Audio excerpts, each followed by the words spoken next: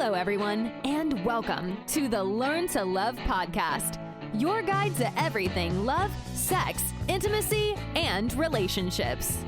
Each week, your host, Zach Beach, interviews new experts on love, including couples therapists, relationship coaches, sex educators, and best-selling authors. Learn the best tips and cutting-edge wisdom to better love yourself, others, and the world. Thanks so much for joining us. We hope you enjoy the show.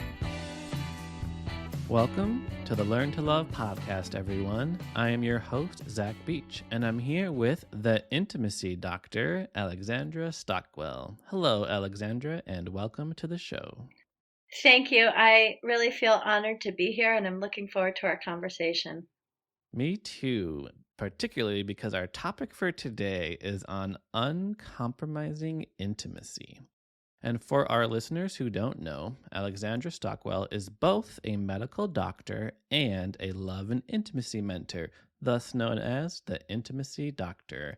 For over 20 years, Alexandra has shown men and women how to bring pleasure and purpose into all aspects of their lives. She believes the key to passion and fulfillment, intimacy, and success isn't compromise, it's being unwilling to compromise. Because when both people feel free to be themselves and know how to love and be loved for exactly who they are, the relationship is juicy, nourishing, and deeply satisfying. Alexandra is the best-selling author of the book Uncompromising Intimacy: Turn Your Unfulfilling Marriage into a Deeply Satisfying, Passionate Partnership. She is also host of the highly acclaimed The Marriage Podcast. How are you today, Alexandra? I'm really well, and I was sick recently, not with COVID, so I'm happy to be energetic and ready to dive in with you. Wonderful. I'm glad you're feeling better. And I mean, it's funny you talk about being sick because you are a doctor, and I'm sure this is a question you answer all the time, but I'm curious. I'm sure our listeners are curious. You worked originally in family medicine and have now since shifted to intimacy and relationships. So what brought you on this new path? It's a good question, and I have a lot of different answers, and I'm going to just give a few. They're all true, but what I mean to say is that it's like there were all these different strands which pulled me in the direction that I now am in, working in the realm of relationship and intimacy coaching. So the first thing is that I was an ambitious woman. I was an ambitious girl, an ambitious woman, and I had my goals. And when I got to my mid-30s, I really had achieved all of the goals that I could have achieved by that age. I had gone to medical school, done my training. I had a small holistic medical practice north of Boston. I'd paid off my medical school loans, which was a big feat. I was married to someone I loved so much, and we had 3 of our 4 children and lived in a nice house. And I thought, okay, now I'm going to enjoy what I've achieved and have a gratifying 3-4 decades continuing in this way. Mm-hmm. But I didn't feel satisfied like I thought I would. And I wasn't burnt out, I wasn't depressed, but I just thought this is going to get old, and I want to feel passionate and engaged in my life in a way that it just wasn't all there for me. So that's one thing. So do you call this your quarter life crisis or your spiritual awakening? What do you... You know what? It's really funny that you say that, because the fact is that I had shame about feeling this way. I now know many physicians who've stopped clinical medicine and are coaches of one kind or another. And physician burnout is an extremely well documented common phenomenon. But this was a while ago. This was 2005, 2006. I didn't know any physicians who stopped practicing medicine other than an injury which prevented them or an addiction resulting in the loss of their license. I didn't know anyone who chose more fulfillment and more meaning. And So I had shame about this Mm. situation, and I really didn't tell anyone, except I just had enough courage to tell myself and my husband, because what I did was I went on a sabbatical, but in my heart, Hmm. I knew I probably was not going to return. So that was the first thread. You met all your life goals, weren't satisfied, and had shame around it. And I really appreciate your vulnerability in sharing that. So thank you. And so, what were the other strands? Well, the other strand, which is most relevant for our conversation, is that my oldest child, my daughter, my other children are sons, she turned 9, and she was a radiant, feminine, expressive, disciplined, joyful child. And Hmm. when she turned 9, on the one hand, I was just so happy. She was thrilled with the excitement of her birthday and really open hearted. And then there was this other part of me that was freaking out because I was 9 when my parents were divorced. And in seeing how radiant she was, that there was something of me that I had disconnected with. And even though I laughed, I was happy, I wasn't a downer for me or for others.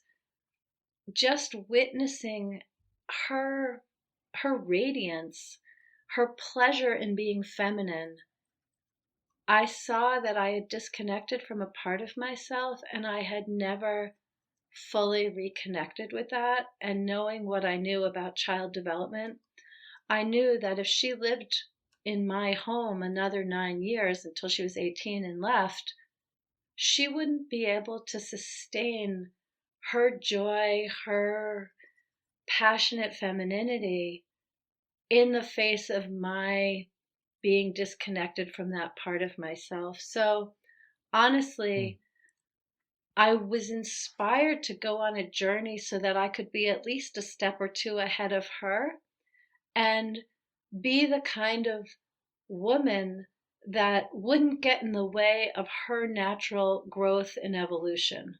And I knew that I couldn't be working as many hours and carrying as many responsibilities in the way that I had been if I wanted to make this shift in myself.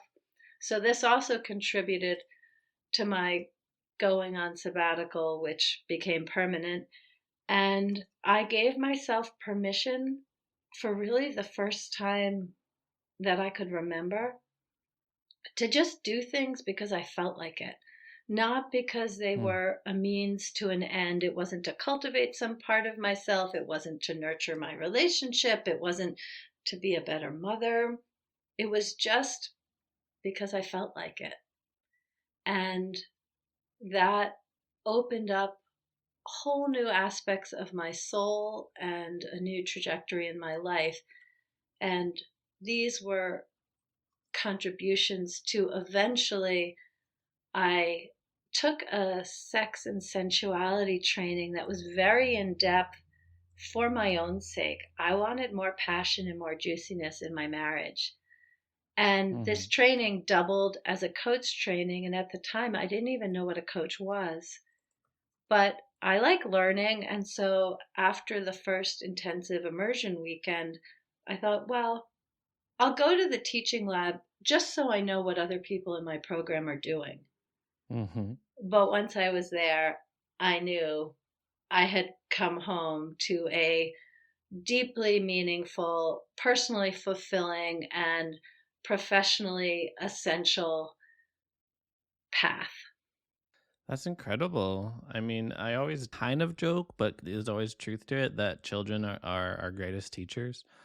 And sometimes they're hyper aware and they literally point out things that we don't see, but sometimes they just represent a beauty and a freedom and an embodiment that we realize we no longer have in ourselves. Yes, exactly. And I certainly think my children are my greatest teachers, but I like to be very careful about how I say that, as you are as well, because we don't want to burden our children or assign them that responsibility.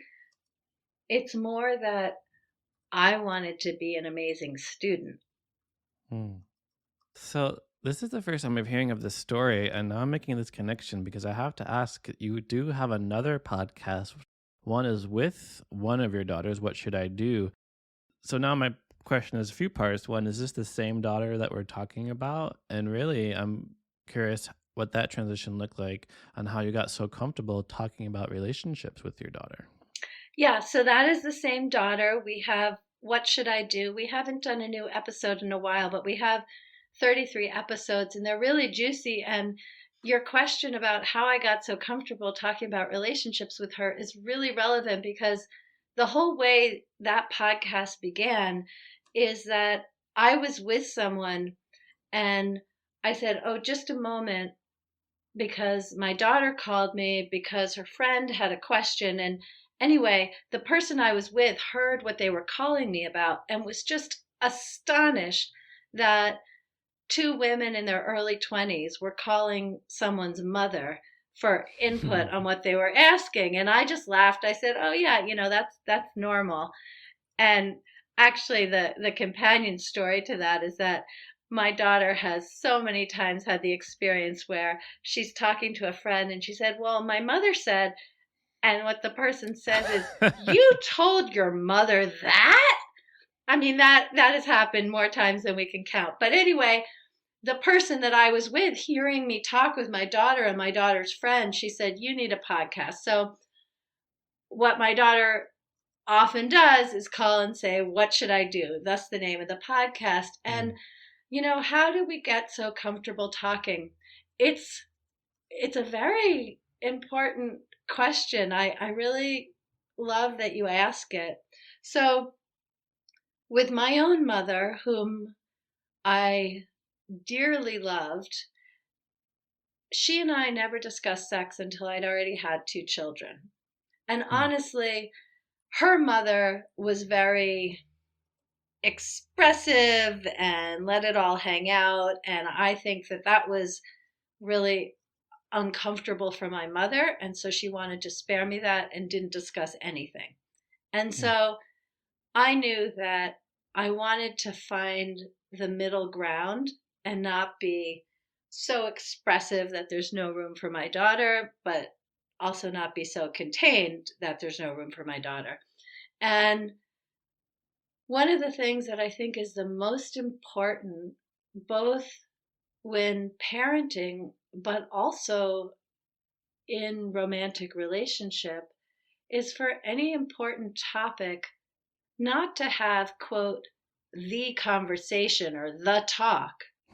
That's what came up for me listening to you. I was like, you didn't have the talk? Well, that's the whole thing. The talk is better than no talk, but the talk is not that good.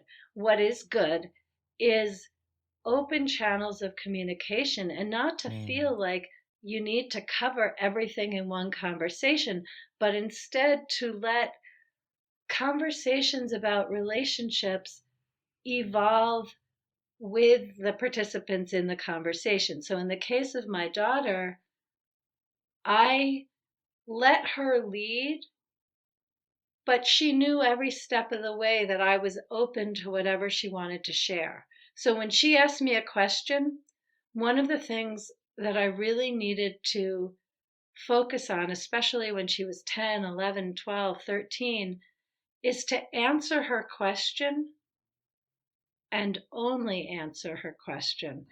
For those of us who get comfortable enough to answer our children's questions, we really need to just answer what they're asking and not give them the whole book on the subject when they're just asking for a paragraph. So I feel like the answer to your question, how do we discuss relationships so much, is my being honest and also restrained, not energetically, but in really letting her experience guide the terrain of our conversations. I love so much about that. I love shifting from thinking that the talk is one thing that you do at some point when the child's body is undergoing changes, to always having those open lines of communication, always discussing many of these issues freely. And also how common it is for parents to like turn almost any question into like a lecture. Like, Yes, oh, I'm so yes, glad you yes. asked. And so for you to really openly, honestly, frankly, and also shortly answer the question that was asked. Yeah. And, it's not about getting it right every time, but it's about being clear that the focus always is on the connection more than the content. Hmm, That's what makes it possible to share a lot of content. hmm. And I think that is true in conflict and in joyful times.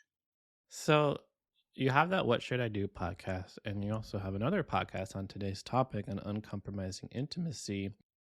And I wanted to ask you about a recent topic you talked about on your podcast about what to do when your partner isn't so much into personal growth. Yes. Because I've heard the same from listeners on my own podcast. They listen to the podcast or they even read a book or some article, and they hear some really great advice, maybe a great exercise, and they want to implement what they learned, but their partner has resistance. They're kind of unwilling or unable. A lot of times it's because they don't have the context, right? For like, why would I do this thing that you want me to do? And I even know some people who break up with their partner after, say, a few years, where they themselves feel like they've done a tremendous growth while their partner has remained stagnant. So, what are we to do when we want to grow, or perhaps we are growing, but we feel our partner is unable or unwilling? Well, there is, of course, this question when it's early in a relationship and when you've been with someone for a long time, meaning 10, 20, 30, 40 years. And I think the answer is a little bit different depending on the circumstance. But generally speaking, what I believe is that if you are annoyed by your partner's unwillingness to grow, that points to the growth awaiting you. Because Yes. we get so superior and so haughty and judgmental about our simplistic partners. But the fact is that when you really do your growth, when you really evolve and become the man or woman or whatever it is that you want to be, you're not going to be judging other people so harshly or even really at all. So, if I give an example, this is one of my favorite examples that happened to someone else, where her partner used to slurp blueberries and it would annoy her so much. And this is an expressed, vibrant woman who would say, "You can't eat those when I'm around." And so he would need to leave or she would need to leave. Hmm. And of course, her desire from her judgmental, evolved perspective is that if he was an appealing man, he should know how to eat blueberries the way she eats blueberries, nice and quietly. However, the real growth came when she could be in the room while he slurped the blueberries and it wasn't activating for her. It didn't trigger her. It didn't do anything. She could just enjoy the power she'd accrued and the growth she'd accomplished such that it no longer bugged her. And I think that this is a parallel for when we feel that our partners are beneath us and not interested in personal growth. The very first question I have if I'm talking to the person who feels that way is, okay, well, what growth do you need to focus on so that someone else's behavior does not get under your skin in this way? because being so affected by somebody else's lack of growth, that is not a very enlightened perspective. So that's the first thing. And the second thing, specifically in the context of relationship, is that we don't all grow and have it look the same. I've experienced so many times where a woman will reach out to me and say, I really want to work with you. I want you to do couples coaching with us. But my husband just doesn't care. He's not into personal growth. He's not interested.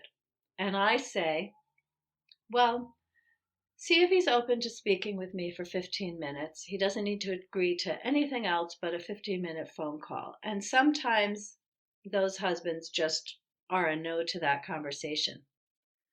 But 100% of the time when they have that conversation with me, they're then interested in talking about working together, because when they have a conversation with me, they feel that I'm not judgmental. I don't need them to be somebody other than who they are. Their growth does not need to look like her growth. If she does her personal growth by going to lots of seminars and listening to podcasts and doing workbooks, and he does his personal growth by hiking in the mountains or gardening or sitting and fishing. I'm thinking of outdoor things, but it could be indoor things too. Meditating, like whatever it is, or maybe it's just how he interacts with people.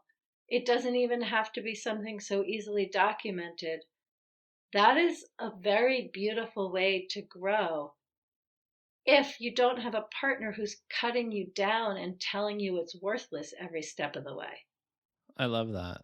It was really wonderful advice, and I love your perspective. And I'll just repeat what you said. I love it. It says, if you are annoyed by your partner's unwillingness to grow, that's your next opportunity to grow. And it's something I see a lot in spiritual communities too, is people often aren't aware of what is sometimes called the spiritual ego, which is that development that comes when one steps on the path. They start to meditate, they start to practice, do yoga and other things, and suddenly they're so evolved just and surrounded by unevolved, unconscious people, and it's such a trap, and it's so easy to fall into it.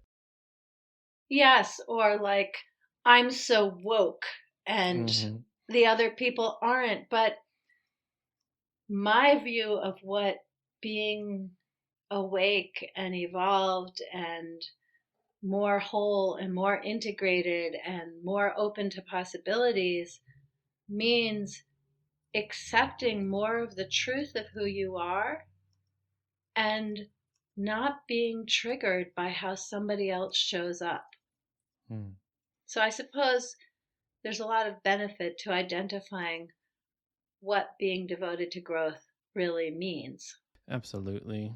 Being more integrated means accepting the truth of who you are and not being triggered around how someone else is. So, closer to today's topic, I wanted to ask you more about this idea, and I love it, and I didn't hear about it till I was reading your book, of what you call toleration relationships.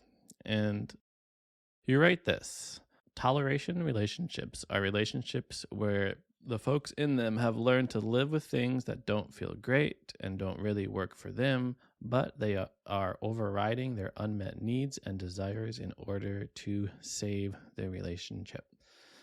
And I think a lot of times in relationships, we don't want to rock the boat, so to speak. We don't want to bring up the things that are coming up because we think it might mean the end. So what's the way out of toleration relationships? Yeah, I'm glad you brought that up, Zach, because I think we have an epidemic of toleration relationships. I think the vast majority of relationships are that way. And I also absolutely believe that having a fantastic relationship is a learnable skill. So your question is right on target. So the way out of a toleration relationship, there are a few different steps. The first one, which really cannot be skipped and is easy to say, but is not so easy to do when you're in a toleration relationship for a while. And that is to identify what it is that you want. Because one of the things that happens when we're in a toleration relationship is that, well, we're tolerating things. And one of the ways to do that is to disconnect from what we want. So we push it under the rug, we walk away from it, we try to forget about it. And sure enough, we don't even know what we want anymore. And it's actually a very humbling, tender, courage requiring process for someone who's been in a toleration relationship a long time to really give themselves permission to identify what it is that they want. So I won't say more about that, but I really want to emphasize that that is not so easy. It's easier to say than to do. So once you know what you want, then the next thing is to speak it and share it with your partner. And how you do this is very, very important. The habitual ways for most people is, once you know, is just not to say it, or to say it in a way that is blaming, attacking, and somehow pointing out your partner's inadequacy. That's not what I'm recommending. I'm recommending sharing what you want in a way that is vulnerable and reveals who you are. You're not pointing out how he's failed you or how the relationship has failed you. You're pointing out who you have become and what it feels like to be you, and giving the gift of sharing that.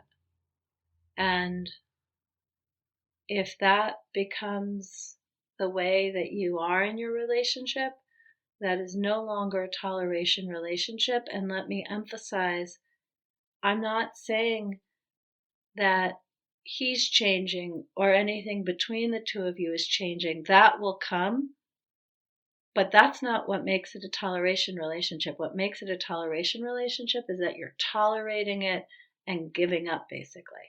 I love your emphasis on how often we are told to ask for what we want and how it's much easier said than done. Because as you mentioned, most people have no idea what they want, not because something is wrong with them, but because they disconnected themselves in their toleration relationship and then soon forgot, like no longer in touch with this essence of their being. Yes, and since you brought in parenting earlier, just yesterday, my friend was telling me how she took her 4-year-old daughter, or maybe 7 actually. That's important that she's a little bit older. So 7-year-old daughter to get her hair cut. And the stylist turned to mom and said, "What kind of cut are we doing?" Mm-hmm. And mom turns to her daughter and says, "Sweetheart, how would you like your hair cut?" And so then there's back and forth, and then the girl says she wants it cut short. So then the stylist turns to the mother and says, "Straight or curly?" Like there are all these questions, and it's to the mother. And Mm-hmm. this is a beautiful mother who does not consider her identity to be wrapped up in her child's haircut. And she's fine with her daughter getting whatever she wants, but it takes reminding the stylist with every single question. And we all end up losing, particularly women, but honestly, boys too, just in other areas. We're not asked, we get habituated to not speaking up. And it's just a normal consequence to either become rebellious or to fit in and lose touch with what we want. So yes, this is something that as adults we can really develop, and we can go very far in helping our children with this. And I guess I just want to emphasize, because there's a general trend of, when it's dinner time, asking the child, "What do you want for dinner?" And then they need to decide like all kinds of things. And there are certain things that it is helpful for adults to decide or to narrow it down to two choices or something like that. But when it comes to your hair and what book you want to read, like things that aren't for the whole family, they're just for you and your experience, the more our children can decide, the more we honor our children as knowing, the more we do for them not to end up in this kind of a toleration relationship dilemma. Yeah, it's so interesting to hear your story of the haircut because here we have one party who asks two people what this person wants and the other person speaks for them. And I was thinking how often that happens in couples too. And I'm sure you have found this in some of Yes. your clients is you say, Yes. so what do you want in your partnership? And one partner speaks up and they're like, oh, I want this and they want this. Yeah, you point to something so important. And I think the challenge with couples, well, that arises certainly when I'm coaching couples, is when one person's speaking, especially when he or she is speaking for both of them, but even if he or she is just speaking for themselves, the other person often doesn't really know how to participate in that conversation. And so I give very clear instructions. As soon as the one person is speaking or going to speak, I turn to the other and say, just listen. And if you have anything come up where you have an idea or you disagree or you think that's not accurate, just write it down and then bring your attention back to just listening. In being quiet, it doesn't mean you agree. It just means you're making space for us to hear your partner's truth. Mm-hmm. And it's amazing how helpful that is because people really don't know. And those simple instructions, then that's something that it's easy to do on their own because very often when our partner's speaking, being quiet can imply that we agree, so then we disagree, but then Mm-hmm. we're shutting the other person down, and that is not helpful. What really is helpful is to have space for one person to say whatever it is that they're going to say about themselves and or about the relationship, and then that person listens and the other person can speak and say whatever they're going to say about themselves and the relationship. And I'm guessing for you and me that seems very straightforward, but in practice that's not common. Although for people in a basically healthy relationship, it's a pretty easy adjustment to make, but it's not common and it requires the education for them to do it. I wholeheartedly agree. I think listening is one of the most challenging aspects of the human existence. Like being able to quiet our own mind, not wait for the other person to stop speaking, not think of a funny joke to say, or yeah, especially in couples counseling, it's very easy to be like, no, that's not how it happened. That's not what happened. No, I didn't say that. It's very easy to verbally disagree and to stop the person in their tracks. Yeah. And do you think that especially happens in couples counseling the way you're bringing it up? I'm thinking about like the presidential debates, but I general, It's like- but we do interrupt people a lot. But I think in general, with intimate relationships, there is that collision of two subjective realities. There's two people meeting, really meeting each other, and like even how malleable memory is can come up in relationships because two people can remember the same event very differently. I didn't say that, or you said this, I didn't say that. So I do think, yeah, intimate relationships can be, of course, this little battleground, so to speak. And that's where there does sort of have this tendency to be like, okay, I'm a little bit wrong and you're a little bit right, and kind of like meeting in the middle, which a little flies in the face of today's topic on uncompromising intimacy. So I'm sure this is a pretty controversial idea because it does fly in the face of what most people believe about relationships, that there are things we need to sacrifice in order to create connection. We do need to meet in the middle in some way on many subjects in our lives. So, what do you tell the critics? Well, let me just set up the landscape and then I'll answer your question. So, far and away, the most common relationship advice that is given, certainly in the Western world, but probably throughout the world, is that you need to learn to compromise. Compromise is the key to a great relationship. And I definitely think compromise is the key to a bland, comfortable toleration relationship, but it is not the key to a passionate, juicy, dynamic, growth oriented relationship. And in fact, uncompromising intimacy is the key to that. And then when you ask me, what do I say to the critics? What I say is that typically the critics misunderstand what I mean when I say uncompromising. Because if compromise is that you don't get your way and you just hold your desires outside the relationship in order to maintain the peace and you just put up with what's happening, it would be easy to think that uncompromising means that you always get your own way. And that is not the case. Being uncompromising does not mean that you become dominant or a kind of bully, like two very dominant people in a relationship does not make for erotic communion and bliss. No.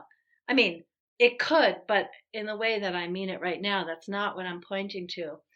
When I talk about uncompromising intimacy, I'm talking about knowing what you want, accepting who you are, and sharing that reality with your partner and honoring your partner and yourself and the relationship by bringing the fullness of yourself and inviting the fullness of your partner. And then when you both have all of the awareness and information, then you can make a decision.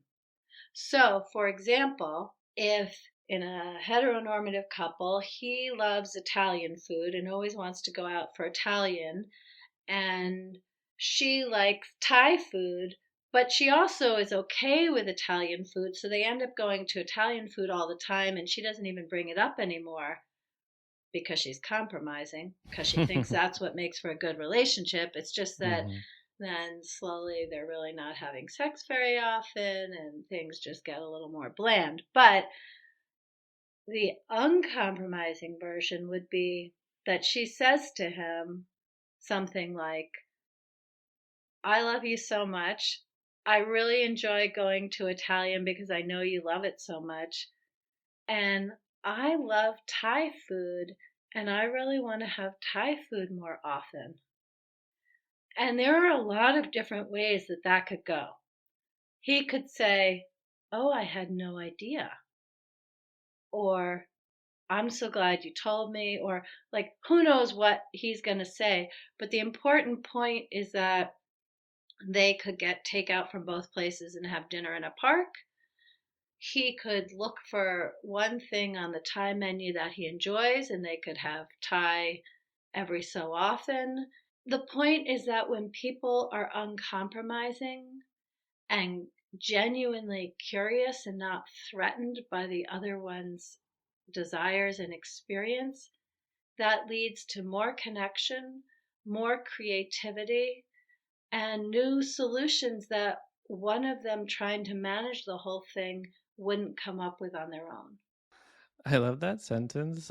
I love you and I want to have Thai food more often, because you can replace that with anything. I love you and I want sex more often. I love you and I want alone time, quality time, adventure time more often, right? And it's very much in line with what you're saying, was that we want to affirm our partner, affirm our love, and from a place of non-judgment and non-criticism, just express what we want. And when you mentioned that could go a few different ways, I was almost imagining if I was a partner and I heard that, I would probably be like, what? I never knew. Let's go get Thai food right now. Like it's so nice to hear that your partner express for what you want, because then you can more easily meet it. Yes, exactly. And it's continually amazing how women think their partners don't care what they want because they don't ask. But that is Mm-hmm. not a fair way to judge. They don't know what to ask about necessarily. Like if you're happy going to Italian, why would he ever think to ask differently? So it's really important that we take responsibility, all of us, to clarify what we want and what's important. And you picked up on the I love you and I really want to have Thai food because I think, as I was role playing it, that was a pretty straightforward interaction. But the thing that I would add for anyone listening, if you have something that you want to tell, and I know you know this from my book, Zach, called Uncompromising Intimacy, that when you tell your partner the purpose of the conversation or the communication, then the two of you can line up and both go for it. If you don't tell your partner the purpose of the communication, it's very common that he or she is going to feel attacked or like you think they did something wrong. And then either they retreat or they become defensive or they attack back. And so any kind of communication where you're letting your partner know something that they've assumed was different or had no idea about, it's going to go a lot more successfully if you share why you're telling and it's something that both of you want. Absolutely. I do. I'm a big fan of, you probably heard the term meta communication, which Yes. is you talk about what you're going to talk about before you talk about it. And going back to what you mentioned earlier, and this is what I heard from you, that uncompromising intimacy is knowing what you want, accepting who you are, sharing that reality, and honoring your partner and yourself. I want to just check in if I got that right. And then also, there's more you have to add about really what uncompromising intimacy is and how we can bring more of it into our lives. Yeah, that is definitely it. And it's easy on the path to bringing more uncompromising intimacy into your life to have your attention on your partner and look at who are they and what do they want and how can I share this with him or her. And what I find is the deeper we go, the more curious and more aware we become about our own experience. And we see what we're holding back and can look at why that is. And very often it has to do with something in the past, either childhood or something earlier with the partner. And so I guess the thing that I would add is that I really believe that relationships are the ultimate vehicle for personal growth. And what I mean by that is when you have uncompromising intimacy as your North Star, and that's where you are headed, it is your guiding light. Along the way, you really will discover so much about who you are and when things are easy and when things are challenging. And in the context of a relationship, you have an opportunity to share yourself and invite your partner to do the same. And I guess I'll just add one more thing, which is a different flavor, but it's coming to mind right now, that in the past, when my husband of 25 years, when he and I would have a phase where we were less intimate, like going longer between having fun together in the bedroom, the very first thing I do when that happens is ask myself, is there something I haven't told him? And often it's something I haven't been ready to tell myself, but sometimes I have, and I just haven't told him. And when I tell him, and it might be about him, it might not, then the channel opens up and we are more connected. And so I guess the thing I will say is that uncompromising intimacy makes for more fulfillment, more self-expression, more connection, more variation in relationship, but it also makes for more sensual, sexual passion. Because if we are compromising throughout the day, and that's how we're interacting with one another, when we get to the bedroom, there is no switch to flip to suddenly be expressed and joyful and more fully present and embodied. And if we want that kind of passion, we need to show up with one another that way during the day as well. And that doesn't mean like turned on and dramatic, but it does mean being true to ourselves and not compromising. Yeah, the phrase vulnerability breeds vulnerability keeps coming up. Listening to you about how when we are self reflective on our own internal experience, curious about these things, and we share it, it of course naturally educes that from our partner. Yes. And I learned this in such a big way when I gave a talk on how and why to make vulnerable communications. I went into great detail exactly how to set it up and how to prepare and how to have such a conversation. And there was a woman in the audience. It was I don't know, maybe 40 people there. And a woman in the audience came up to me afterwards. She was a very successful corporate executive. And she'd been married for like 32 years. And she said to me, not really looking directly at me, looking at me sideways, she said, "What if your husband just isn't interested?" And so, clarifying, of course, that it's not a toxic situation, there's no abuse.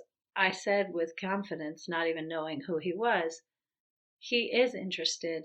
You just have to be more vulnerable." So she was a little skeptical, but off she went. And I didn't even know her name, but I'm just so grateful because a month later we ran into one another at an event and she saw me and she came over and she had, this is a like super ambitious type A woman, but she had a few tears in her eyes and she said, "I did what you said and I told my husband that sometimes I feel small and unimportant." And so in the process, she was demonstrating how she had become so much more vulnerable than ever before. So she says, "Sometimes I feel small and unimportant." And to her complete surprise, her highly competent, successful engineer husband turned to her and said, "Me too." And this was far and away one of the most vulnerable, connected, intimate moments of their 32-year marriage. And the only thing that made that happen was her willingness to be more vulnerable than she ever would have imagined. And of course, it paid off beautifully. Wow, that's a beautiful story. And I also just love the way you told it. You have a very intimate, like measured and wonderful way of speaking. You know, I just want to say something about that because I don't think I've ever said this on a podcast, but I'm happy to say it to you that when couples work with me, I'm very oriented to providing education because I think that, as I've said, having a fantastic relationship is a learnable skill and we need education. And if someone is willing to learn it, I'm really glad to teach it. But I hear very often that one of the biggest benefits when I'm working with a heterosexual couple, one of the biggest benefits to the woman is hearing how I speak with her husband. And there's a modeling that happens. And I hope everyone listening experiments with whatever is appealing in how I speak, because there's no reason we shouldn't all be getting these results. Mm-hmm. Well, thank you so much, Alexandra, for coming on to the show. And I do have to finish by asking you a question I love to ask all of my guests, which is, what do you wish everyone knew about love? What I wish everyone knew about love is that any time, attention, effort, and delight spent to allow more love in is time well spent, because then you will feel more love. And we often wish the people around us were more loving. And however more or less loving they are, if you focus on receiving the love that is there more deeply, it will change your life. Such a beautiful sentiment. Thank you so much for sharing your wisdom with our listeners. And for our listeners who want to learn more about you, how can they find you? My website is alexandrastockwell.com, AlexandraStockwell.com. And if you go there, you can find all the information about my podcast, my book, my social media, and by all means, contact me through my website. I would love to engage. Wonderful. Thank you, Dr. Stockwell, for coming on to the show, and thank you, listeners, for listening to the show. We hope you remember all the valuable lessons we talked about today, including if you are annoyed by your partner's unwillingness to grow, guess what? That's your next opportunity for growth. And often in toleration relationships, we disconnect from what we want, and soon we don't know what we want anymore. And uncompromising intimacy does not mean you always get your own way. It's a matter of knowing what you want, accepting who you are, sharing that reality, and honoring your partner and yourself. Relationships are the ultimate vehicle for personal growth, and any time to allow love in is time well spent. If you want to learn more about me, you can head to zachbeach.com and learn more about the show at theheartcenter.com. Thanks again, Alexandra. Thank you so much. I just love your interview style and really appreciate this conversation with you. Thank you. I love your being interviewed style. I'm not sure what you call it, but thank you. Thanks again for listening to the Learn to Love podcast. To learn more about the show and your host, head over to zachbeach.com or theheartcenter.com.